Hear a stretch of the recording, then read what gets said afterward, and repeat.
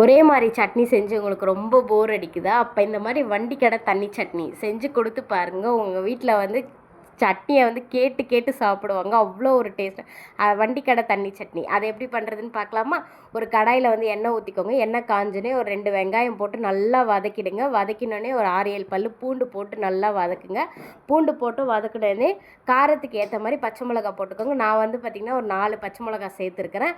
உங்களுக்கு காரத்துக்கு எவ்வளோ வேணுமோ அவ்வளோ சேர்த்து நல்லா வதக்கிக்கோங்க. அதுக்கப்புறம் பார்த்திங்கன்னா கொஞ்சோண்டு புளி எடுத்து புளி போட்டு புளியவும் அது கூடயே சேர்த்து வதக்கிக்கோங்க. வதக்கிட்டு நல்லா ஆற வச்சுட்டு ஒரு மிக்ஸி ஜாரில் போட்டுட்டு அதில் வந்து பார்த்திங்கன்னா கொஞ்சமாக உடச்ச கடலை, கொஞ்சமாக வேர்க்கடலை, எந்த வேர்க்கடலையாக இருந்தாலும் பரவாயில்ல, வறுத்த வேர்க்கடலையாக இருந்தாலும் பரவாயில்ல, இல்லை சாதா வேர்க்கடலையாக இருந்தாலும் பரவாயில்ல, போட்டு கொஞ்சமாக உப்பு போட்டு நல்லா வறுத்து அரைச்சி எடுத்துக்கோங்க. அரைச்சி எடுத்துக்கிட்டதுக்கப்புறம் பார்த்திங்கன்னா அதுக்கு வந்து யூஷுவல் தாளிப்பு தான். ஒரு கடாயில் எண்ணெய் ஊற்றிட்டு கடுகு கொஞ்சம், கறிவேப்பிலை கொஞ்சம் போட்டு தாளித்து கொட்டிடுங்க.